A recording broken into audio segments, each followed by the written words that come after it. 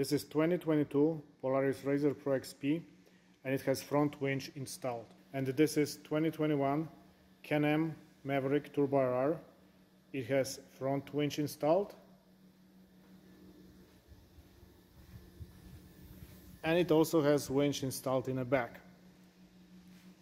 Can-Am actually sells kits for front and rear winch installation.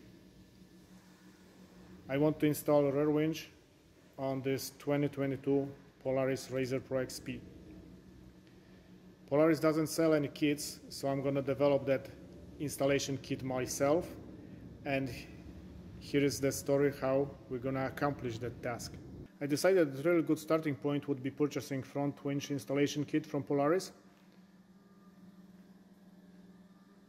It includes a lot of interesting hardware and electrical components, and everything is designed to fit perfectly with RZR controls. I also decided I'm going to be adding one of the Polaris's pulse bars, so I can power my winch from that pulse bar, and also in the future I'm going to have extra connections available if I want to add some additional hardware like lights or something similar.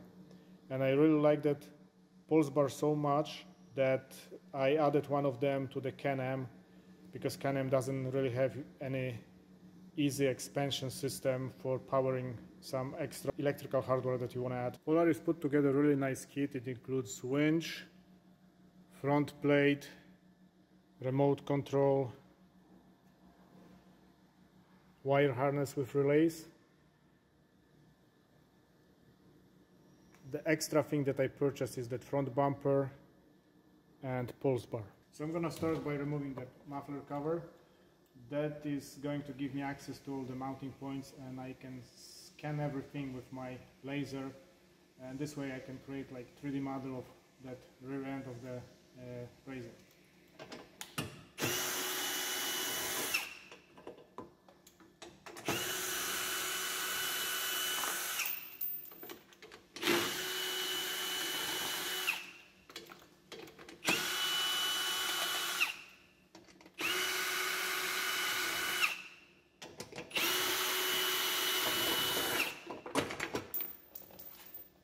Before I start scanning, I have to attach a whole bunch of those reflective targets to the back of the RZR, so this way laser software can actually keep track of location of my scanning head in 3D space, and that's gonna create me a really nice accurate model. So as many targets as possible, more the better.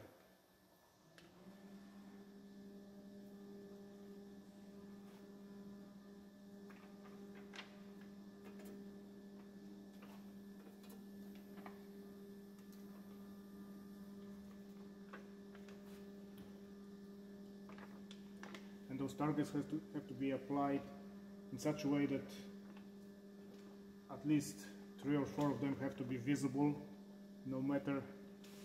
visible to the laser scanning head, no matter how I point it in 3D space, so then software can figure it out and actually line up all the points and create 3D model.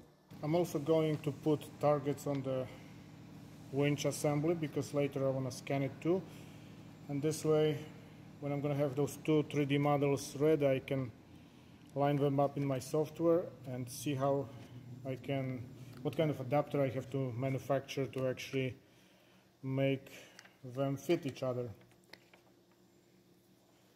Also the same thing, as many as possible of those targets. So now I have my scanner ready.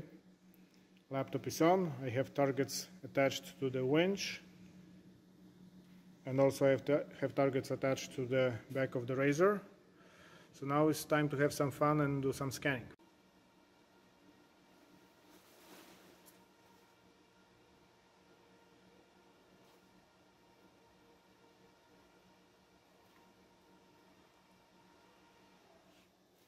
So I have to move that laser head kind of like you would do painting with paintbrush, and try to get in all the tight areas. This way that's gonna create me nice scan.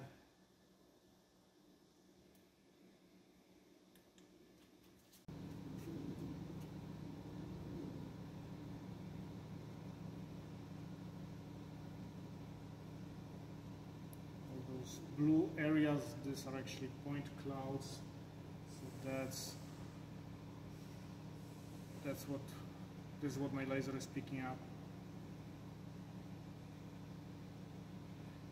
And like I said, it's kind of like painting.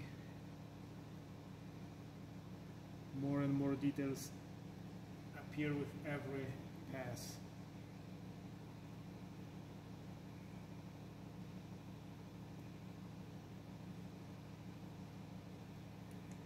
So as you can see, I got pretty decent scan, a lot of details. And that's going to be a really good starting point in developing that adapter kit for rear winch. So now, since I'm done with the rear of the RZR, let's go and scan the winch. So now with winch we do pretty much the same thing, kind of like paintbrush moves from every possible direction, and that's gonna create me nice 3D model.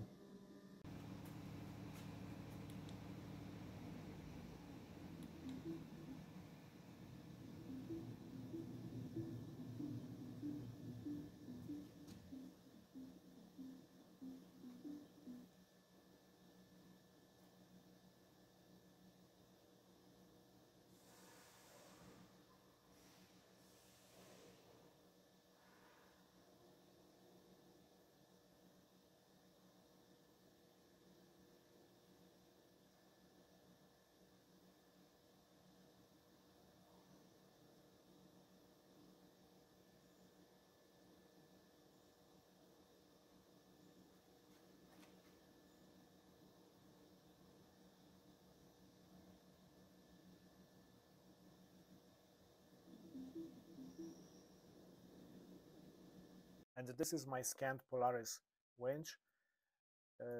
Looks really nice, got a lot of details. I had to open this file and actually do all the cleaning and post-processing on my desktop, since my laptop didn't have enough power to process that file. So seems like we got all the information that I need, and it's going to be a really good starting point for designing that adapter. I opened both of the scanned models in my Autodesk Inventor software, and now I already aligned those two models, so it seems like this is the good position. I'm clearing the brackets that the muffler guard is bolted to, and now I have to design plate that's gonna be adapter from the winch to the Polaris RZR. Originally I was thinking about let me just turn this off. Originally I was thinking about replacing that plate that supports arms, the rear suspension, but after a little consideration I decided that I'm gonna actually make plate that is gonna be bolted on the top of this. This way I'm gonna have like extra reinforcement that's gonna help make my arm mounts more rigid, and that's going to be additional benefit from that plate, not just adapting to the winch, but also it's going to make my suspension more robust. Here is the plate, the green one. This is the adapter. So let me turn that winch off.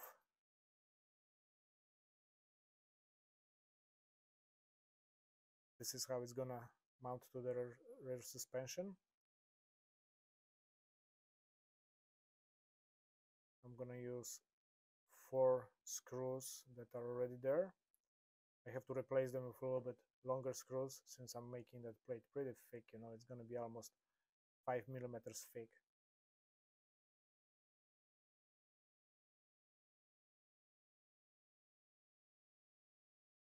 I just turned on the winch, and I'm gonna turn off back of the RZR. See how the plate fits really nice. I'm gonna turn the back, it's kind of the back of the RZR, and this way I can verify if I got all the clearances for existing bolts. Seems like everything is there.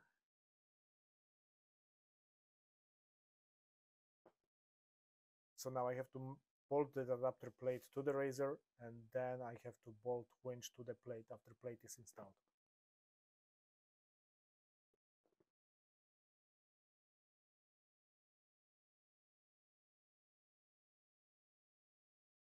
Now if I open the plate in separate file, software automatically is going to generate me flat model, which I'm gonna send to sheet metal manufacturer, and they're gonna laser cut that plate out of 5mm 3/16 thick steel, and they're gonna fold it so final plate is gonna look like so. Here I already have my finished plate. It was laser cut and formed at one of the local sheet metal shops. After forming, I applied layer of Cerakote because we do Cerakote over here. So now plate is ready to be installed and checked for fitment. So first I have to remove plate that is holding those swing arms and those 4 bolts. And it seems like this is going to be a challenge because nuts that are holding those bolts, they are right here by the differential, and the access to those nuts, it's really difficult. And this is the same situation on both ends, both sides of the car.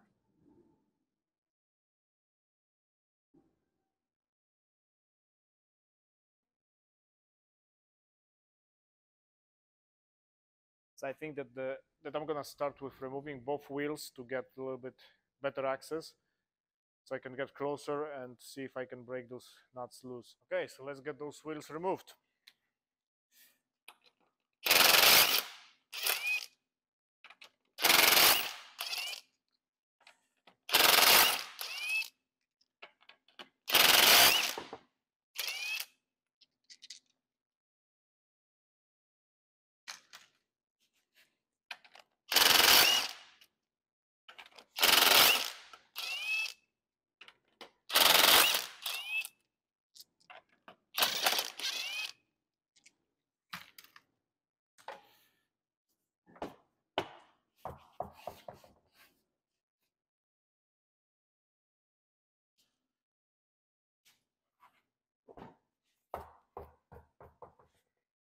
First, I'm gonna try to loosen them up with impact wrench and see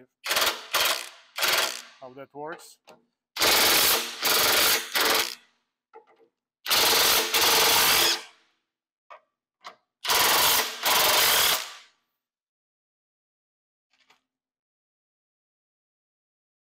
Okay, they are loose, so now I can put some of my ratchets to actually support that nut and try to unscrew it all the way. I'm going to start with the top left.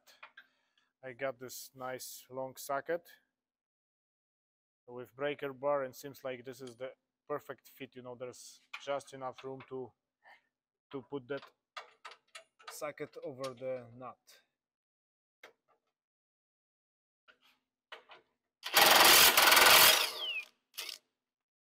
Okay, got this one. I dropped the nut somewhere, but we're gonna worry about it later. And to get the bottom screw, I'm gonna use short socket with the same breaker bar. Seems like there's gonna be enough room for this one too. The worst part is that you cannot really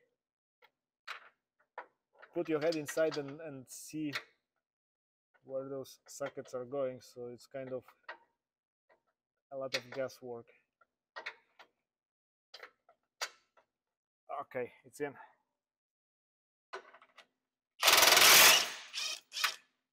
Okay, drop this nut too, but like I said, we're gonna worry about this stuff later.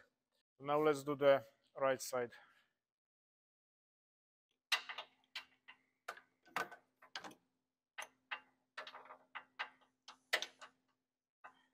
Hopefully there is enough room, because shape of the differential on this side is a little bit different, and I don't know if I'm gonna have access. Oh, seems like it's gonna go.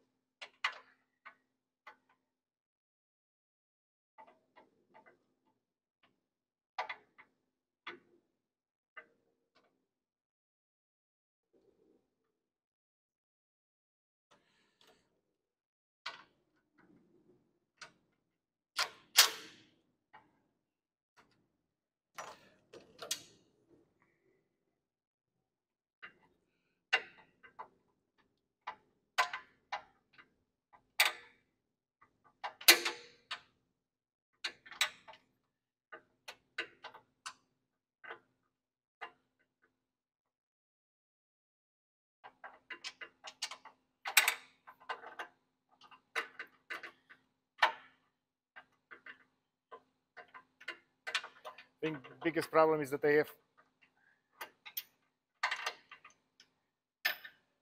Now let's get the bottom screw, and there is not enough room to put socket wrench, so I'm gonna use that 18mm box wrench.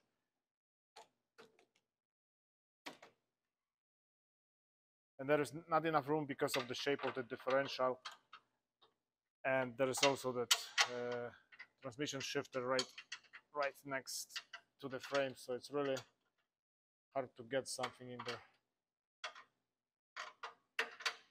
Okay, seems like I got it.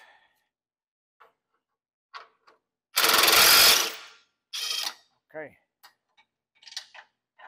and I dropped that nut too.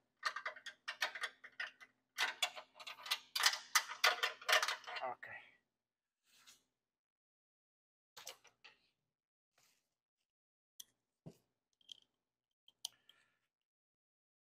There is more room on the top, so I should be able to put my 18mm socket and my breaker bar.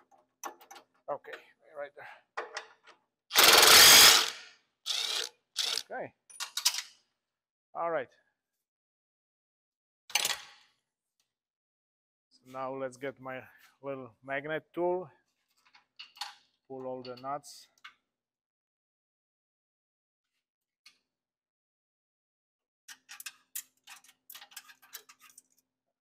They are somewhere there.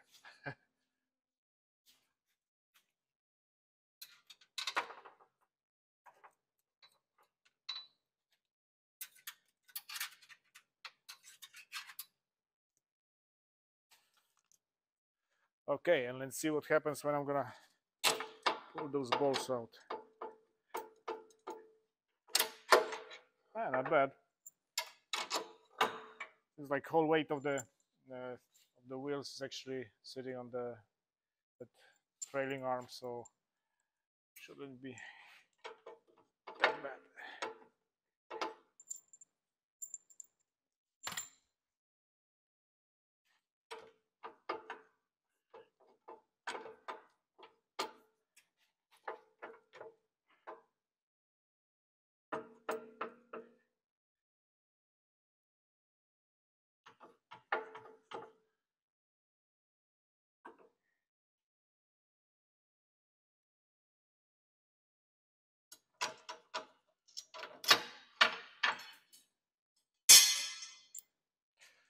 All right, so I got bolts out.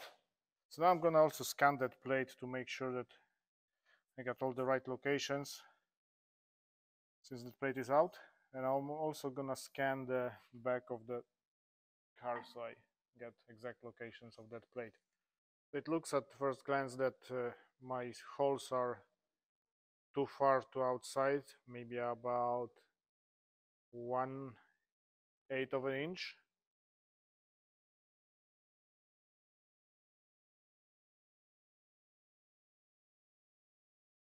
So we have to modify it, and then I'm thinking about maybe making a gauge for next plate that we can actually, during forming, we can check it right away if the form is good. So now I'm going to scan the back of the car. I have to apply my reflective labels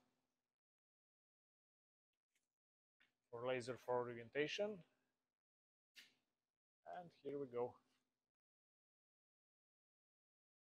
First it starts with preview, and now the real scan.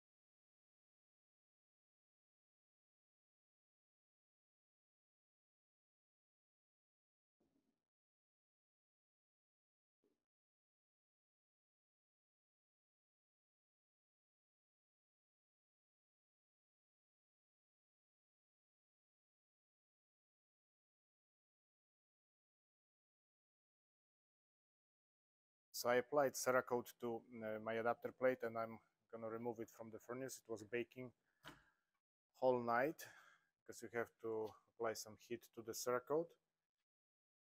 Here it is, ready to be installed. I modified that plate a little bit because originally those holes were a little bit off. When I scanned scanned whole assembly, and my scan picked up screw heads locations which were a little bit off, so I elongated holes. Seems like now we got really nice fit, so whole adapter plate is ready to be installed. Because we are adding additional 5mm of thickness to this whole assembly, I have to use longer screws, so I got 5mm longer screws. So let's try how it's gonna fit. First I'm gonna remove those old bolts.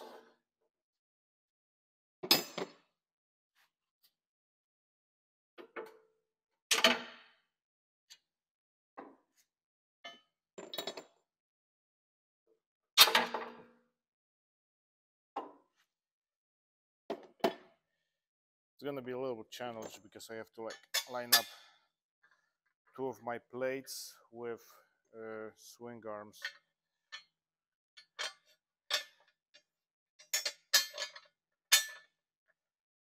So let's maybe do one at a time.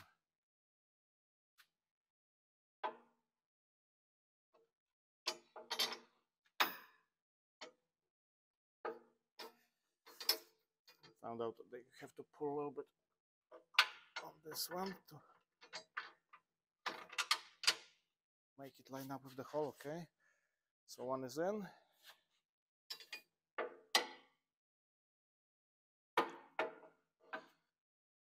This one done.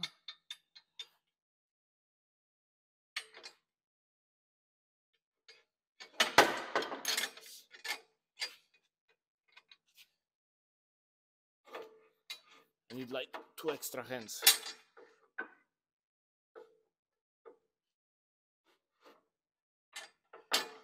At least 2 extra hands. More would be better.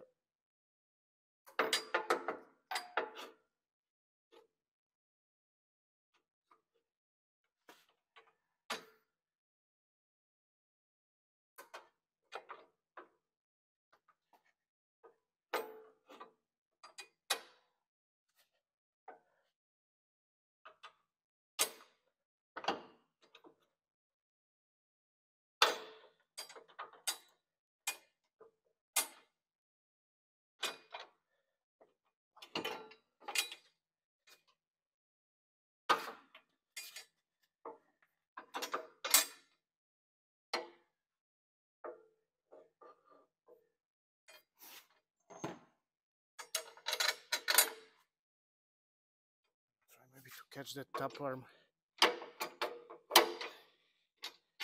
so it's out of the way. Okay.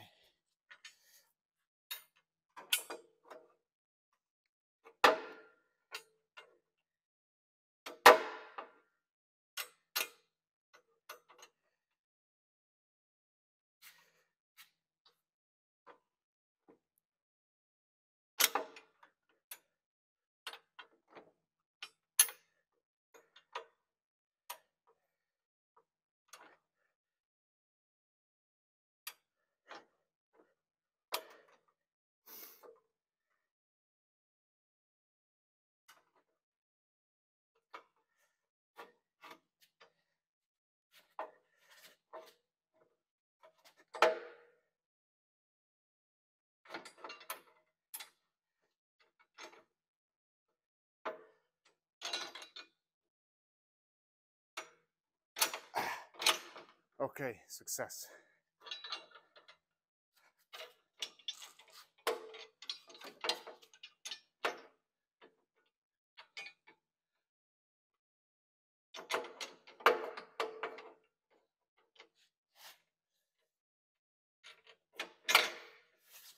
Okay, one is in.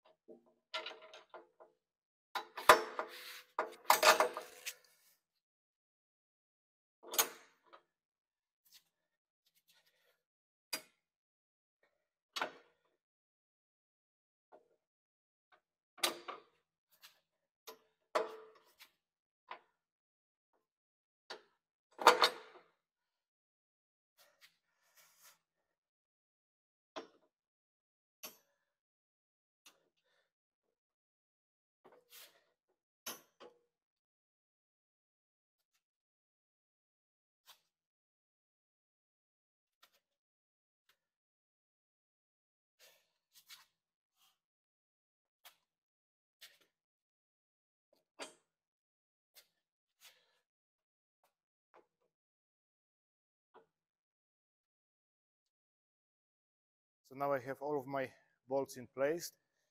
I have to secure them with nuts from the back, but seems like we are in pretty good shape. Everything fits nice. I think it's a really good starting point, and as soon as I'm gonna secure it with those nuts, I'm gonna install my winch and see how that's gonna fit, how much clearance I'm gonna have, and how I have to route my electrical wiring. Okay, so here we go. Here's finished product. Winch is installed. I have rear cover trimmed right below those screws. So winch is exposed, but muffler and whole exhaust is covered. Looks really nice.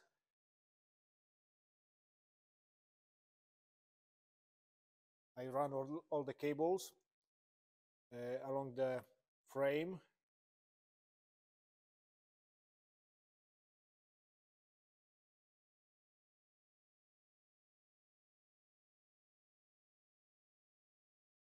I also extended the control cable that that is input to the sensor. I think this is like Hall effect sensor that actually stops the winch when hook is very close to the winch, so we don't rip it off. And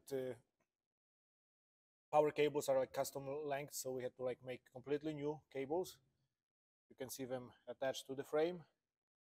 And right here we have entry point to the inside of the car. And this is how it looks from inside.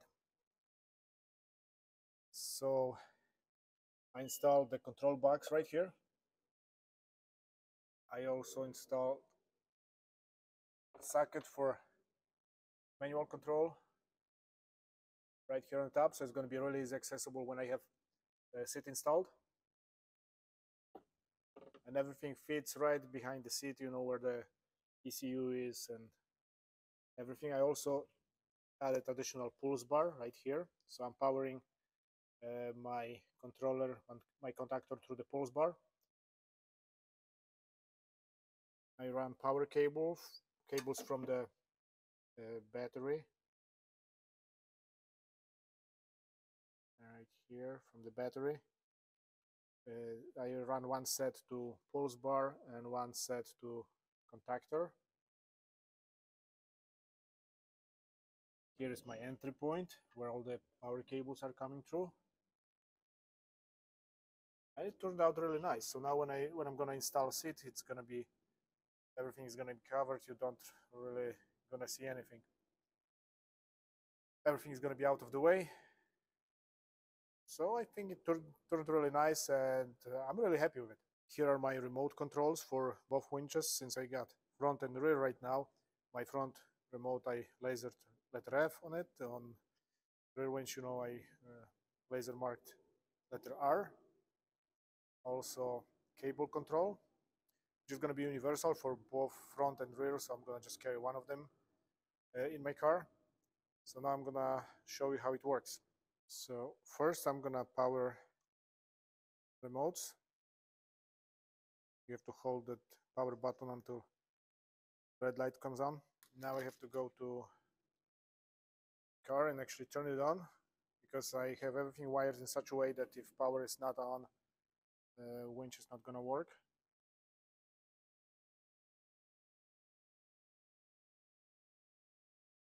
Okay, so turning power on. Okay.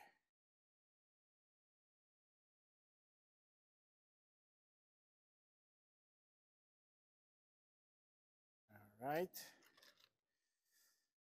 Let's start moving this out.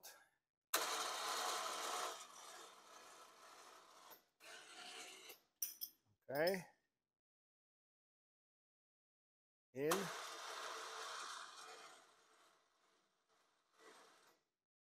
Okay. So it seems like the Hall effect switch works. Now let's check front.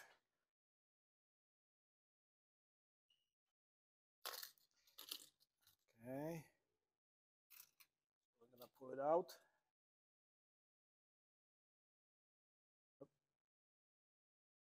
And power back on.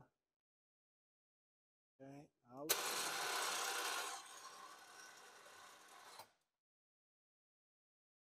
In.